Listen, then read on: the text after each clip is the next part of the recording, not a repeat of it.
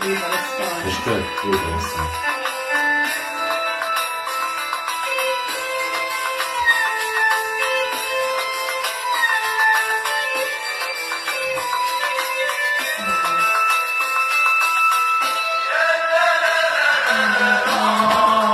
يا الله.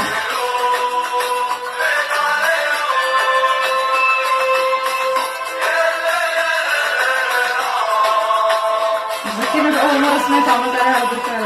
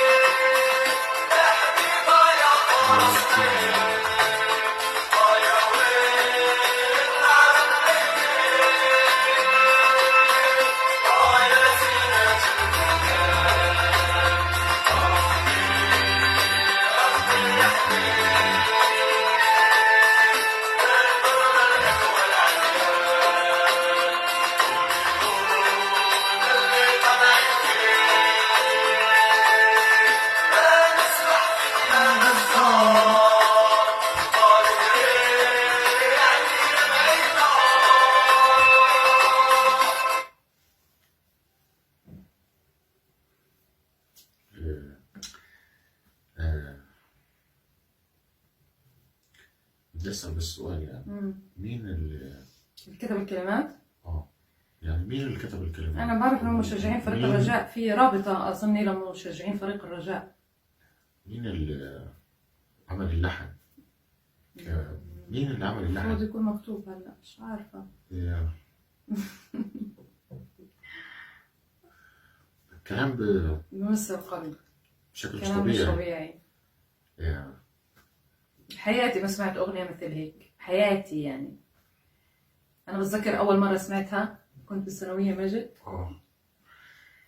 الأغنية كانت يعني بشكل مش طبيعي، الأغنية كانت رهيبة يعني الشارع بغزة، قطاع غزة كله، فلسطين كلها صارت ترددها يعني. بس أنا حاسس إنه نفس الكلام اليوم، نفس الكلام بصير، تحس إنه نفس هو الكلام للعرب، نفس الكلام للطمع، نفس الكلام. هو بيجي على كل الأوقات. ما هي هذه حقيقتهم، هم ما تغيروا يا ماجد، هي هذه حقيقتهم، بس صار اللعب على المكشوف، بس هي هذه حقيقتهم العرب. بس يعني أنا للأمانة يعني أنا بنحني للي كتب الكلمات وعمل اللحن وغنى بالطريقة هذه. أنا في حياتي ما شفت لحن يلامس القلب وكلمات من ناس عادية مش مغنيين بيتكلموا زي هيك. ما شاء الله عليهم. أنا للأمانة بنحني لكم عن جد والله من كل قلبي، أقسم بالله. يعني مش قادر أركز، مش قادر أكمل الأغنية والله. ولا لما حكى غزة خلص مش قادر أتكلم. والله يا ماما افتح يا أنا آسف سامحوني.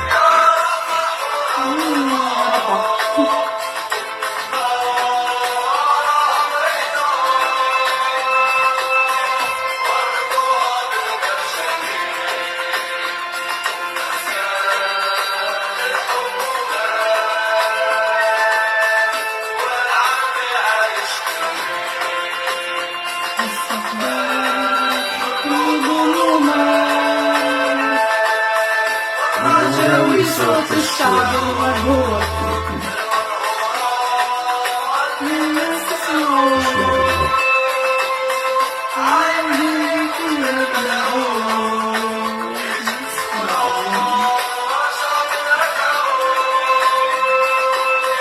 إلا رب العالمين مولانا يا مولى الكون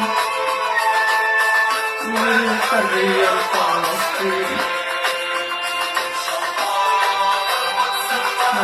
يا رب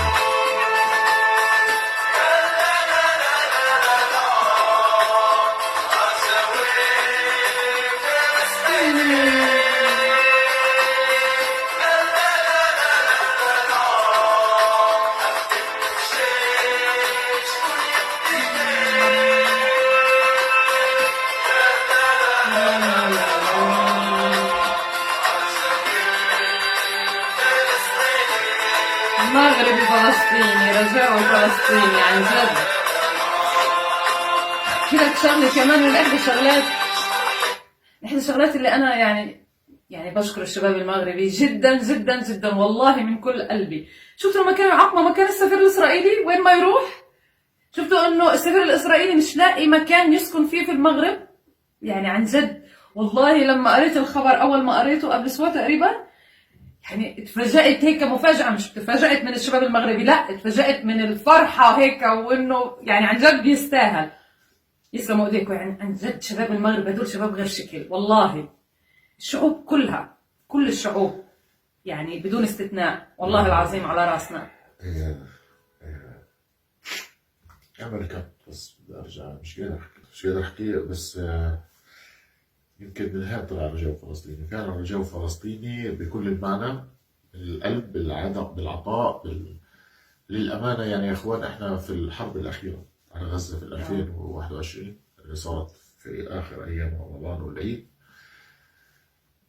أكثر مدينة شفناها، أنا ما بظنش المدن الأخرى المغربية، بس يعني شفنا الدار البيضاء وشفنا المظاهرات العارمة، صحيح. وشفنا الشباب المغربي. فكرة يا ماجد، يعني معلش يعني بدي أحكي لك شغلة، لحتى الآن أنا متابعة على انستغرام موروكو نيوز لحتى الآن.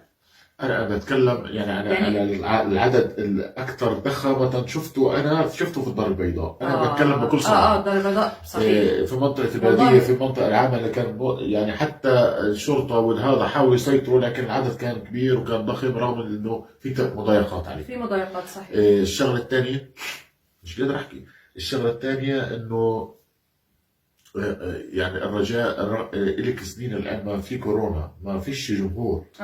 لو راحت عملت الأغنية اللي هي بالضبط، يعني في العادة كانت رائعة. فإحنا يعني أنا مش قادر أحكي إشي غير إن أنا أشكر الناس هذول اللي هم منهم أجوا من أهل المغرب، من الأصالة، أمازيغ، عرب. أنا بشكركم جدا وإحنا بنحبكم جدا، ومحدش يفكر إنه إحنا بنهاجم المغرب أو بالعكس. انتوا اثبتوا بعد ما حتى السفير الاسرائيلي مش عارف وين يسكن، مش لاقي مكان يسكن فيه. انتوا وضحتوا انه الشعوب عمرها ما بترضخ، ما بتطبع للامانه. يعني ما شفناش شيء من الشعب المغربي يخلينا نزعل منه، بالعكس احنا بنشكركم جدا. بالعكس الشعب المغربي كمان يا ماجد، يعني بصراحه يعني عن جد قولي بأس شديد، تحسهم هيك مصممين. يعني انا عملت ردة فعل على المظاهرات في المغرب بصراحة، يعني أنا لما شفت المظاهرات انبهرت. صحيح. انبهرت يعني. صحيح. قلت أعمل عليها ردة فعل لأنها تستحق، لأنه المغرب تستحق. أي حدا بيوقف معنا إحنا بنوقف معه. أنا يا إخوان أول مرة في حياتي أبكي قهر، يعني أنا مقهور، يعني أنتم دغدغتوا مشاعري، فأنا آسف يعني إني انهارت هيك في الفيديو، غصبا عني. احنا بالفيديو اللي فات اللي هو رجاء فلسطيني احنا بكينا احنا الثلاثه، يعني المره هاي نبغى عمر جدا، يعني مقهور من اللي بصير من الامه العربيه، مقهور من اللي بصير في القدس، مقهور من اللي بصير في حي الشيخ جراح، مقهور انه احنا عندنا اكثر من 70 سنه محتلين، ما ضلت دوله في العالم محتله، لا عارف اطلع، لا عارف انزل، لا عارف اعيش، لا عارف اصلي في القدس. مقهور. فيعني دغدغتوا مشاعري واخرجتوني عن لما بتسمع الاغنيه هاي وبتشوف شباب المغرب بالمظاهرات الاخيره بتحسهم مقهورين زينا. ان شاء الله. والله كل الشعوب مقهوره علينا، احنا حاسين فيكم. واللي بيبعت لي على الانستغرام بيبعتوا لي شغلات بتحس انه هم بدهم يفقعوا، بدهم مقهورين. ان شاء الله النصر قريب ان شاء الله. وانا اسف كم مره، واتمنى يعني تتحملوني في هالفيديو، وانشروا الفيديو في كل مكان، وحطوا لايكات كثير، خليه يصل صوتنا وصوتكم لكل الشعوب العربيه ولاهلنا في المغرب في كل مكان. هلا انا مبسوط جدا انا في فيديو مغربي ورجاوي يعني اكون. هلا بدنا نشوف لقطه من الملعب، يعني انا يعني بحب جدا، انا كل فتره يعني بفتح وبشوف لقطات الملعب هذه، بحبها جدا.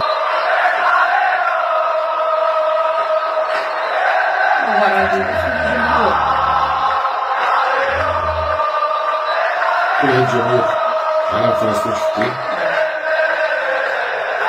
انا بشوفها 100 مره بزهقش منها. الشماريخ ولعت. تقول عنها شماريخ انتو؟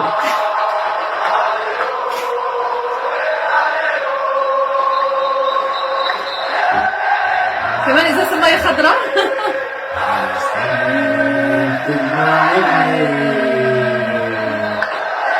يا فلسطين اكثر فقره حبيتها؟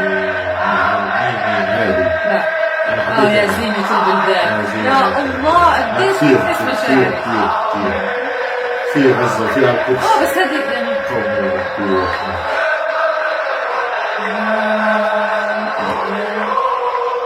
يعني انا بحكي في وصف فلسطين، الفقره هذه كانت احلى شيء.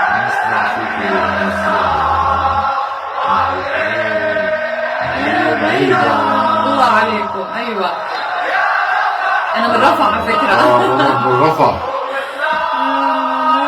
مريضه مشاكل وفساد الحكومه. ولع الملعب ولع. ان شاء الله المستقبل يكون كله نور يا رب، ان شاء الله قريبا. قربت يا جماعه، والله قربت.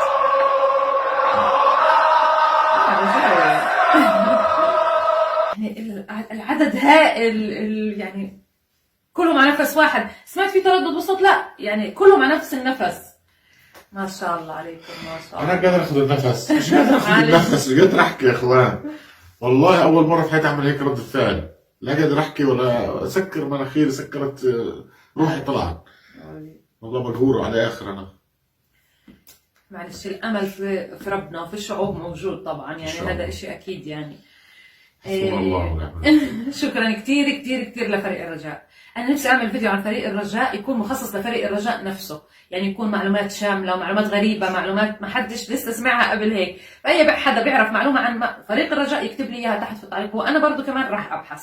هاي شغله. الشغله الثانيه، فريق الرجاء عمل اغنيه عن فلسطين، اعادها هي طبعا، صح؟ أعادها، اللي هي اللي راحوا على البحر وعملوا خريطة فلسطين. هي رجاوي بس، اللي هي رجاوي. يعني بطريقة ثانية عشان وضع الكورونا. بتمنى من فريق الرجاء يعمل أغنية عن فلسطين، عن الأحداث الأخيرة، وتكون زي هيك زي رجاوي، يعني تكون نارية يعني. طب أنا ممكن أحكي؟ تفضل. أنا مني بوسة كبير وحضن كبير لجمهور الرجاء، ولأهلنا في الدار البيضاء، ولأهلنا في المغرب، ولجمهور الوداد. أنا بحبكم كثير، أنا بشكركم كثير، أنا بنحني لكم كثير. شكرا شكرا شكرا شكرا شكرا شكرا شكرا على إحساسكم اللي وصلنا يعني. وأتمنى منكم تكونوا بخير يا رب وسلامة، بس هاي اللي بدي إياه. وأشكركم جدا، يعطيكم العافية. السلام عليكم.